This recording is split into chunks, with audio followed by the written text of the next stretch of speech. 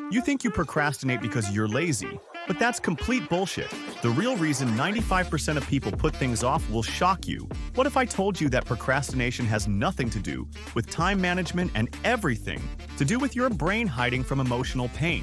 New research has revealed the real culprit behind why you keep scrolling instead of starting that project, and it changes everything. Dr. Timothy Pychyl from Carleton University spent over 2 decades studying procrastination, and his groundbreaking research revealed something that will change how you think about productivity forever. We're not dealing with a time management problem. We're dealing with an emotional regulation problem. In this video, I'm breaking down the science behind why your brain chooses short-term comfort over long-term success, and I'll give you the exact strategies to override this hardwired response. If you're ready to understand why you procrastinate and how to stop it for good, smash that like button and let's dive into the science. Chapter 1. Your brain is hijacking your success. Dr. Timothy Pychyl's landmark study published in 2013 found that procrastination is fundamentally an emotion regulation strategy, not a time management failure. When faced with a task that triggers negative emotions like anxiety, boredom, or fear of failure, your brain prioritizes short-term mood repair over long-term goals. Think about it. Have you ever noticed that you can organize your entire room when you're supposed to be writing a report? That's because cleaning feels manageable while the report feels overwhelming. Your brain will always try to choose the activity that makes you feel better right now, even though it knows you'll suffer later. Here's the crazy part. This isn't a character flaw, it's evolutionary programming. Your brain is designed to avoid psychological discomfort the same way it avoids physical pain. The problem is, modern life requires us to do uncomfortable things that our caveman brains interpret as threats. Even Leonardo da Vinci, one of history's greatest geniuses, struggled with this. He was notorious for starting projects and never finishing them. It took him 16 years to complete the Mona Lisa. But here's what's fascinating. He learned to work with his brain's tendencies rather than fight against them. Da Vinci embraced curiosity and worked in short, intense creative bursts. His notebooks reveal that although he procrastinated, he turned it into a tool for reflection and innovation. He understood something that modern neuroscience recently proved. You don't need to eliminate the discomfort. You need to change your relationship with it. 2. The mood trap that's keeping you stuck. Now, let's talk about why this emotional hijacking happens and how it's sabotaging your future self. Dr. Pychyl's research revealed something shocking about procrastinators. They consistently sacrifice their future self for their present self's emotional comfort. When you choose Netflix over that important project, you're literally borrowing happiness from tomorrow. The study found that procrastinators have a disconnection between their present and future selves. You think, future me will handle it, but future me is just present me with less time and more stress. It's like taking out an emotional loan with terrible interest rates. But here's where it gets really interesting.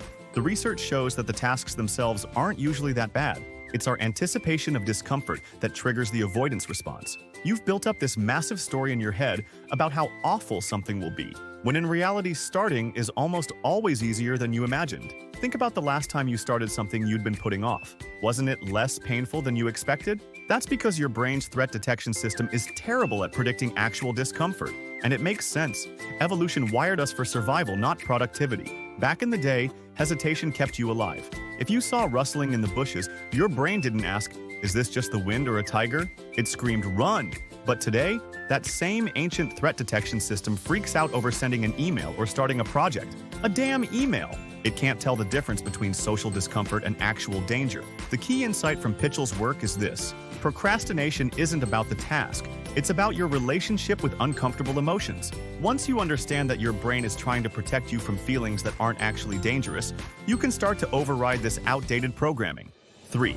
The science-backed system to beat procrastination forever. Here's the tactical framework that rewires your brain's response to challenging tasks. Based on Dr. Pychyl's research and years of studying emotion regulation, there are 3 science-backed strategies that actually work to overcome procrastination.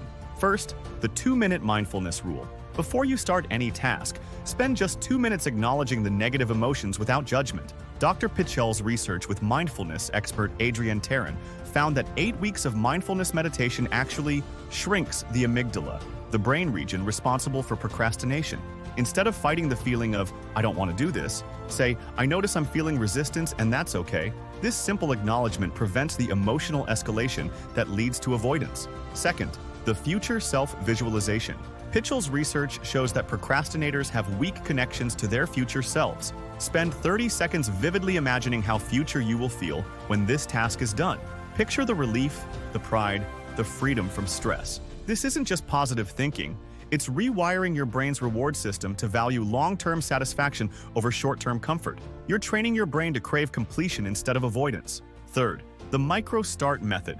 Instead of trying to do the whole task, commit to just the smallest possible next step. Not write the report, but open the document. Not clean the house, but pick up 5 things. Dr. Pychyl found that starting is the hardest part because your brain perceives the entire task as a threat. But once you begin, momentum naturally builds and the emotional resistance dissolves. It's like jump-starting a car. You only need that initial spark. Remember, you're not trying to eliminate uncomfortable emotions. You're learning to act despite them. Every time you start when you don't feel like it, you're building what psychologists call distress tolerance, your ability to handle discomfort without avoiding it. Your challenge right now is to pick one thing you've been putting off and apply this system. Acknowledge the resistance, visualize your future self celebrating, and take the tiniest possible first step.